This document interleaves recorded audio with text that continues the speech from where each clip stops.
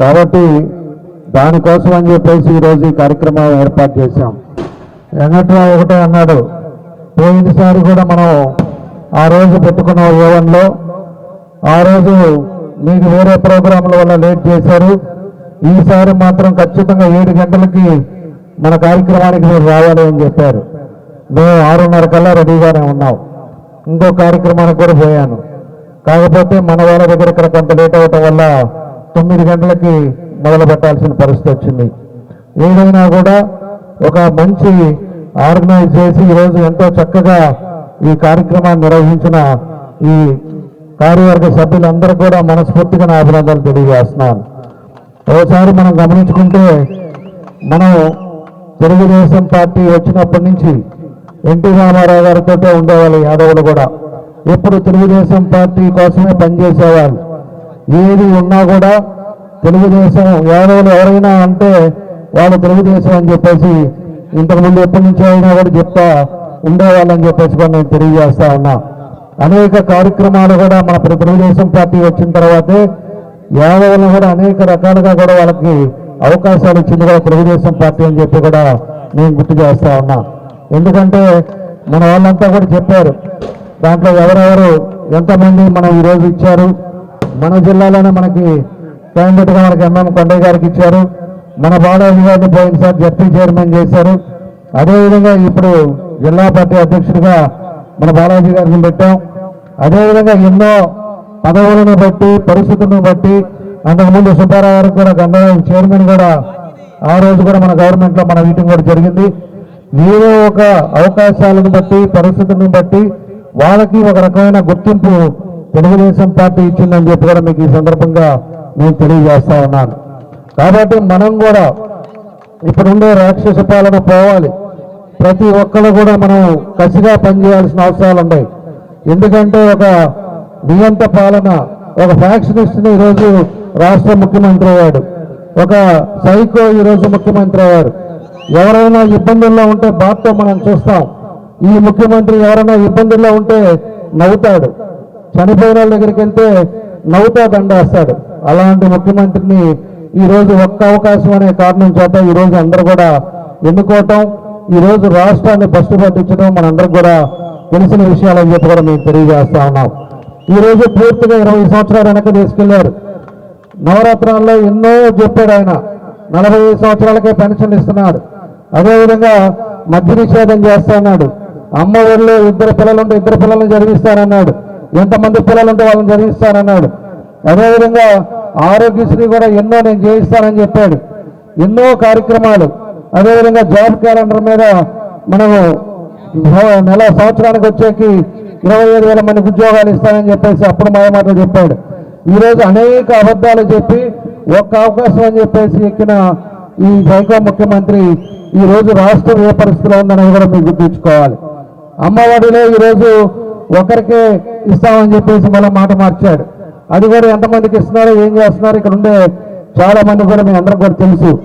మద్య నిషేధం చేస్తున్న వ్యక్తి అది మద్యాన్నే వ్యాపారంగా మార్చుకొని ఈరోజు రాష్ట్రంలో 40,000 మంది ఈరోజు చనిపోవటానికి కారకుడయ్యాడు ఈ సైకో జగన్ రెడ్డి అని చెప్పి నేను తెలియజేస్తా ఉన్నా. పూర్తిగా ఆ మందు తాగి ఆయన 10 రూపాయలకి కంపెనీలన్నీ కూడా ఆయనే తీసుకొని 10 రూపాయలు తయారు చేసేది 200లకు అమ్ముతా, అది చీప్ లిక్కర్ కూడా అమ్ముతా, దాన్ని తాగి ఈరోజు ఎంతో మంది చనిపోవటాలు కూడా మనం చూసామని చెప్పి నేను తెలియజేస్తా ఉన్నా. ఈరోజు ఎన్ని రకాలుగా ఇబ్బందులు పెట్టాలో ప్రజలను ఇబ్బందులు పెట్టాడు.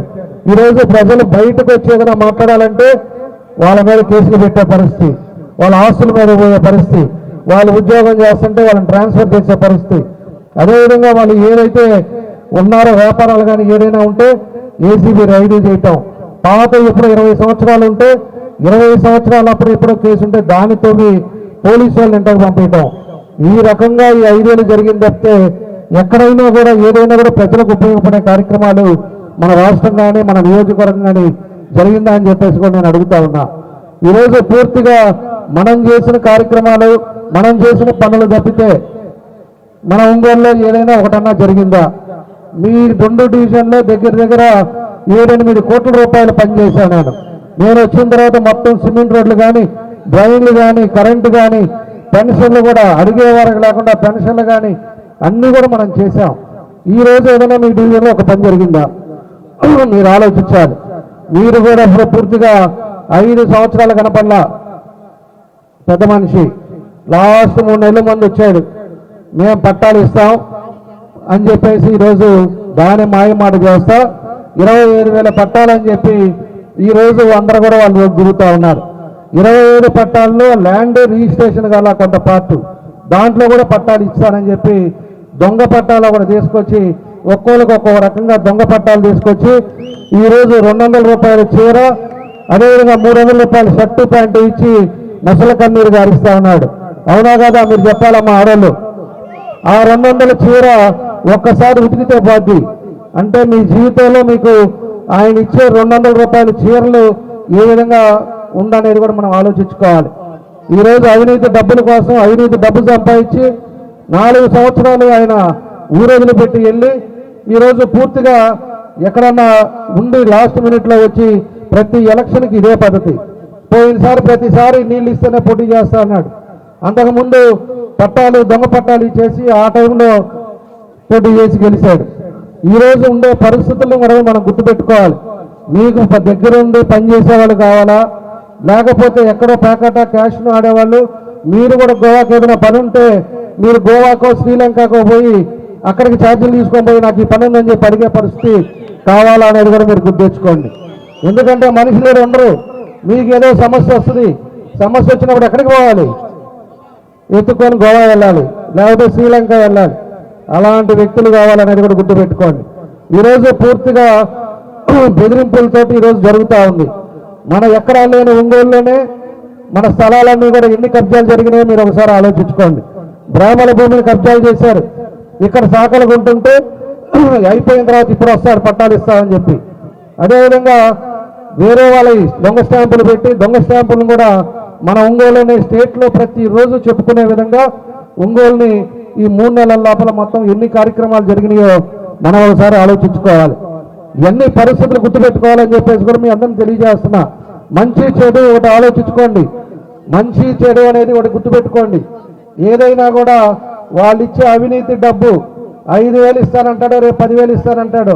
విపరీతంగా 2,000, 3,000 కోట్లు సంపాదించి ఈరోజు ఆ అవినీతి డబ్బుతోటి ఎవరినైనా కూడా కొనే పరిస్థితుల్లో డబ్బుతో రాజకీయం చేయాలని చెప్పి ఒక దాంతో ఆయన చేయడం జరుగుతుందని చెప్పి కూడా నేను తెలియజేస్తా ఉన్నా. ఈ అవినీతి డబ్బుతోటి మీకు తీసుకున్న ఆ ఇంట్లో ఉపయోగం ఉండదు. ఆ ఇంట్లో ఆ డబ్బులు తిన్నా కూడా అది ఎవరు అరగదు. కాబట్టి ఇవన్నీ కూడా మీరు గుర్తుపెట్టుకోండి. మనకు అందుబాటులో ఉండి డెవలప్మెంట్ కానీ ఏదైనా కూడా పనులు చేసే పార్టీ కావాలా, మీరు ఇంట్లో ఉన్నా కూడా ప్రశాంతమైన జీవితం కావాలా అనేది కూడా గుర్తుపెట్టుకోండి. ఒక పక్క చంద్రబాబు నాయుడు గారు రాష్ట్రాన్ని ఏ విధంగా మనకి ఎన్ని ఇబ్బందులు ఉన్నా కూడా 14-19లో ఏం చేశారనేది మనం తెచ్చుకోవాలి.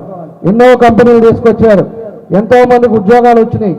ఎన్నో చేస్తే ఈయన వచ్చిన తర్వాత మొత్తం కంపెనీలు వెనక పంపించాడు. వాళ్ళని డబ్బులు అడిగి వాళ్ళని భయపెట్టి భయప్రాంతం చేసే వాళ్ళందరూ వెళ్ళిపోయారు. మన దగ్గర 25,000 కోట్లతోటి పేపర్ మిల్ ఆ రోజు ఫౌండేషన్ వేసాం రామాయపట్నంలో.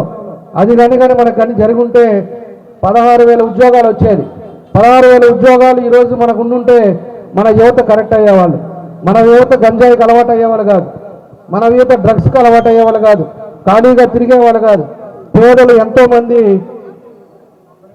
ఉండి ఇబ్బందులు జరుగుతూ ఉంటే ఇలాంటి పరిస్థితుల్లో ఈ రాష్ట్రం ఉంది.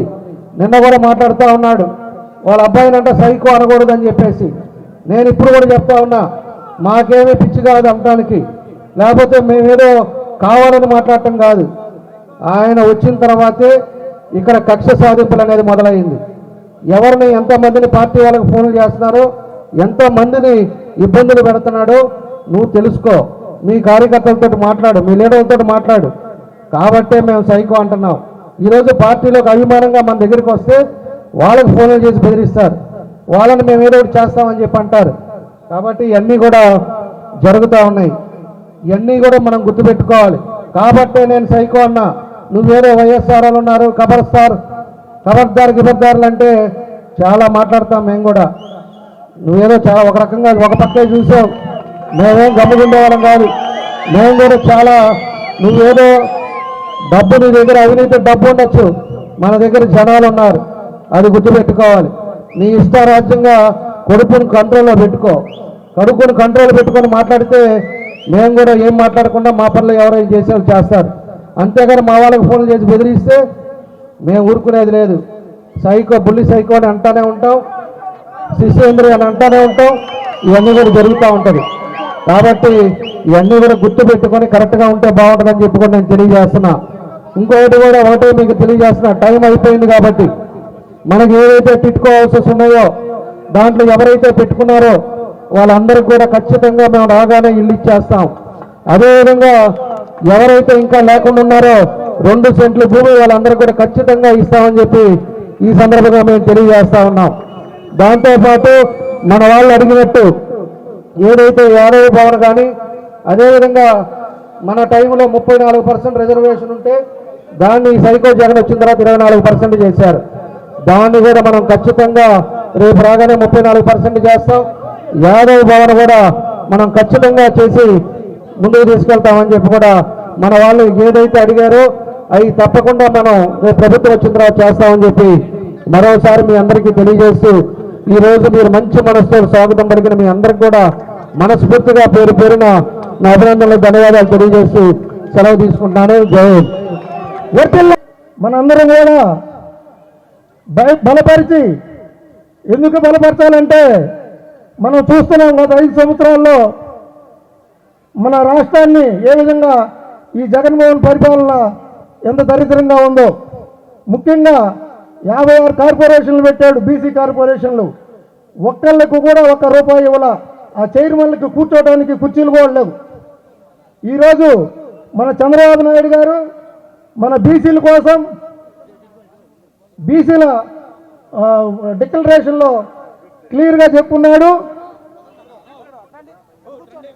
ముఖ్యంగా 50 సంవత్సరాలు నిండిన వాళ్ళకి ప్రతి ఒక్కరికి బీసీలకు కూడా పెన్షన్ ఇవ్వటం అనేది మనకి చాలా చెప్పుకోదగ్గ విషయం. అదేవిధంగా బీసీలకి రక్షణ చట్టం, అంటే ఇప్పుడు ఎస్సీ ఎస్టీలకి ఎట్లా రక్షణ చట్టం ఉందో అదేవిధంగా బీసీలకు కూడా రక్షణ చట్టము తీసుకొస్తున్నారు. ఇవన్నీ కూడా మనకి ఎంతో ఉపయోగపడాయి. అదేవిధంగా స్థానిక సంస్థల్లో గత ప్రభుత్వంలో తెలుగుదేశం పార్టీలో 34% రిజర్వేషన్ ఉంటే ఈ జగన్మోహన్ రెడ్డి వచ్చి దాన్ని 24%కి కుదించాడు.